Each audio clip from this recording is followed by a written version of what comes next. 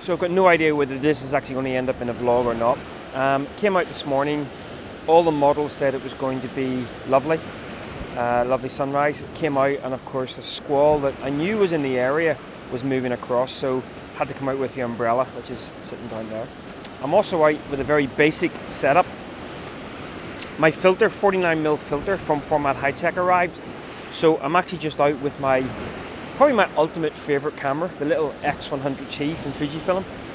So really love this here. I'm also out with my really kind of cheap and nasty travel tripod. The reason why I'm out like this here is this is what I would normally just travel with, a little X100T. Normally without the tripod, actually, even if I'm just going to a city or something. But I am off to Scotland for a couple of days, and hand luggage is a bit of an issue. So I'm probably, while I'm not just going to take the X100T, I will take a couple of other cameras. I will be taking this tripod, but the X100T now with filters really gives me some extra creative potential. So, as I say, not sure whether this is going to end up into a vlog or not. We'll see. But some beautiful colors in the sky. The X100T, it's a 35mm equivalent lens. It's a 23mm lens on the front with a 35mm full frame equivalent. So of course you have to work harder for your compositions because you only have that one focal length. So let's see what we go. The colors are really starting to peak nicely, and let's get going with the X100T and the Formatt Hitech filter system. Okay, so I've actually come down a little bit. You can really see those just gorgeous colors. So basically a little tip when you're shooting sort of semi-long exposure, I'm getting about 2.5 seconds.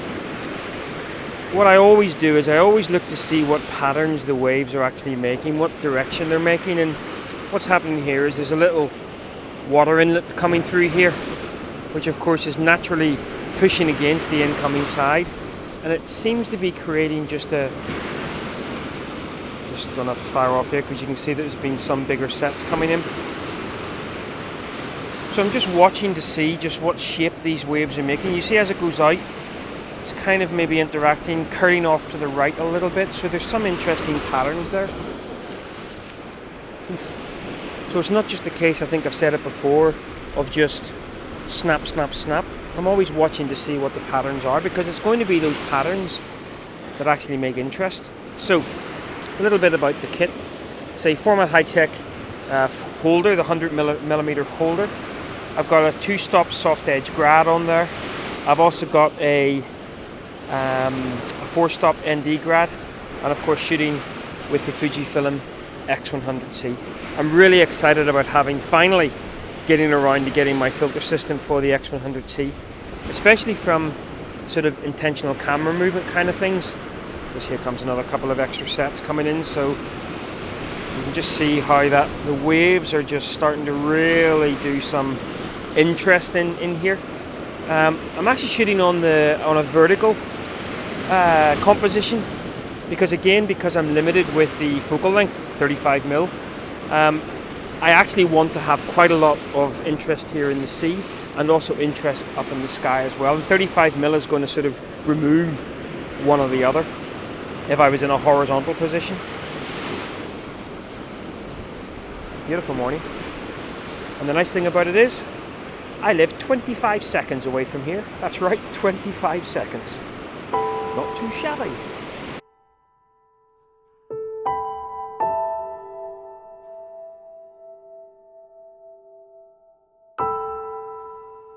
Man, I just love living by the coast.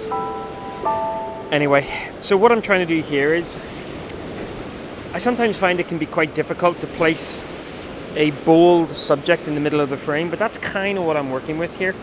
I'm still in the vertical composition, as you can see. I've actually removed my grad, and the main reason, well, there's two reasons for that. One, I don't actually need the grad here in this particular composition, but secondly, I have come out, as I said, very minimalistic today. I haven't got any other kit with me, and I left my little cleaning cloth. And the resin grads I find are just so difficult to keep clean, and I don't want to kind of try to clean them with something else. So it was just creating kind of a real murky smear over it. I love the textures on here, by the way. Might shoot a bit of that in a bit. Anyway, so back to the subject in mind. So I'm actually shooting in a vertical composition. I've removed any kind of image size manipulation on the camera, and I've brought the camera pointed down, so I've removed the clouds. Even though there is some nice interest going on in the sky, I really want to create most of the sort of drama, most of the interest in this spit of wave breaker that's coming out. And again, I probably wouldn't be doing this if it was completely uniform, but I just love the little imperfection down here. So point it slightly down. I'm shooting at f13 to give 1.3 seconds, 1 second. I'm actually shooting in aperture priority mode on the Fuji X100T. I kind of want between 1.5 seconds, so the force stop is still giving me what I want. Now, what the Fuji X100T has also, it's got a little built-in ND grad as well. So actually, as the light starts to improve, rather than putting on the 10 stop on here, I'm probably just going to end up doing adding the built-in. So let's in fact do that now. So right now at f13, we're getting about flicking between 1 second and 1.3 seconds. So let's go into the menu system, and let's turn that ND filter on. Let's see what we end up getting. So now you see we're actually up to 8 seconds. So now I've got 8 seconds to play with my aperture. So say I wanted 4 seconds, I would actually just bring my aperture down a little bit. So there, f11. So f9. Now we're at 4 seconds. So let's give that a whirl. Gonna wait.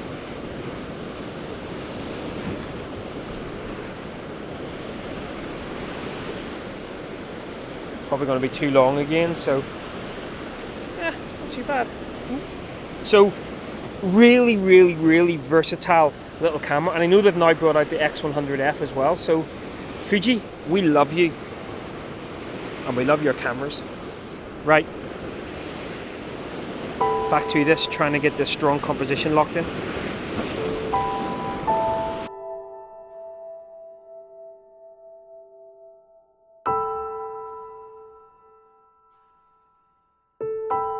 So a little tip I find quite useful when I'm shooting with a fixed focal length, or as in the case with the Fuji, it's a fixed focal length camera as well. On the Fujis at least, now I'm shooting in JPEG and RAW. Basically it allows you to choose the size. Now what it does is it keeps the RAW file in its original format. However, the RAW file, when you download it into your chosen program, be it Lightroom, will show you the outlay of the crop that you chose. The JPEG will only contain the crop. And what that allows you to do is, on a fixed focal length image, you're just looking at some of the different composition choices.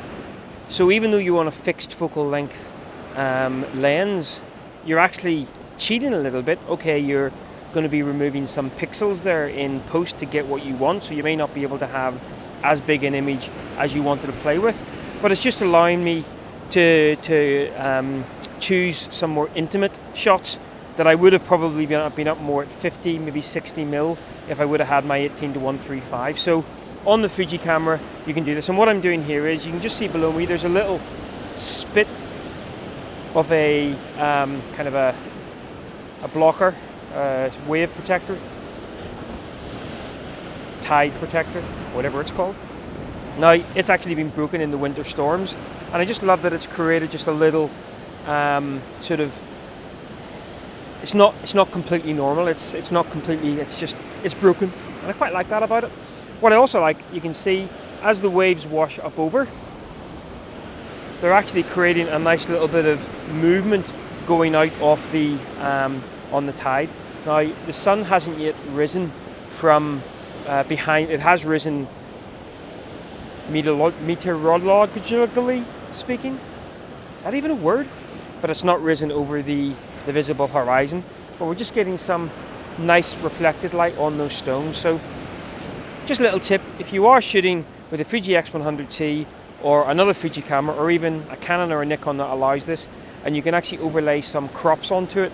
It's visibly showing me that crop angle on the back of the camera, and when I download the RAW into Lightroom, I will see the crop overlay that I had chosen in field.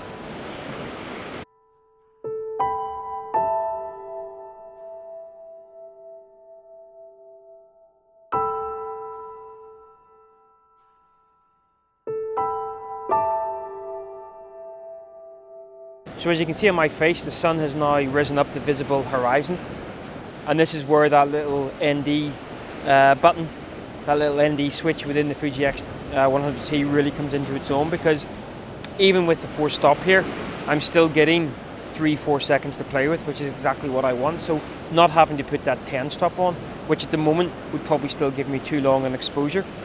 So yeah, just still playing around with this little spit of rock coming out.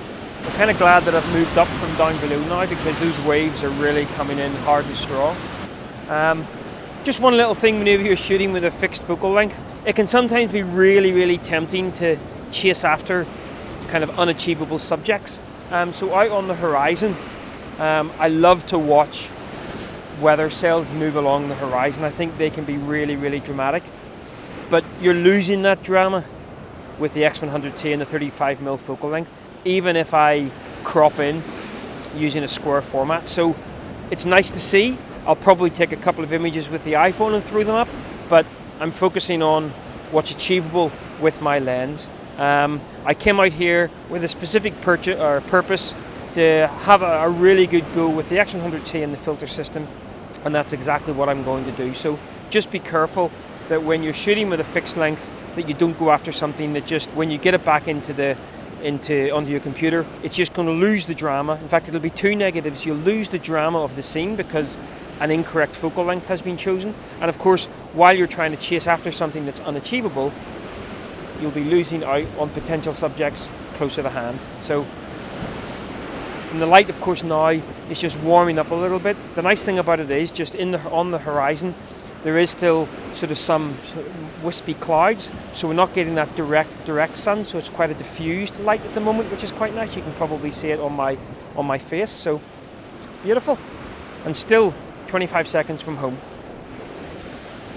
So back in the vertical composition, and I'm actually now trying to include just a tiny little bit of the horizon. I think I'm just able to kind of keep most of the eye on here.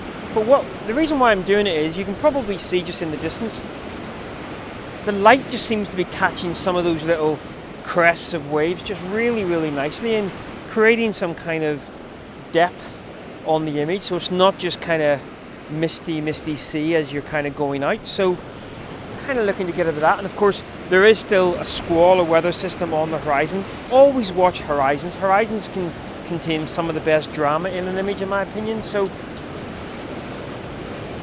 and of course the tide's coming in, so these waves are definitely coming up further. I'm pretty safe here. I mean, it's not a huge tide. On big stormy days, this would not be a safe place to stand. So yeah, just using the light on those waves, just to create that little bit of depth in the image.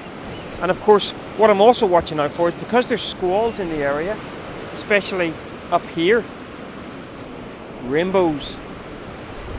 Now,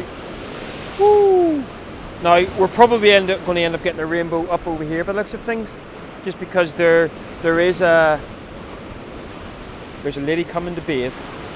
She does it every morning. She's crazy. Anyway, so even though there's a potential of some kind of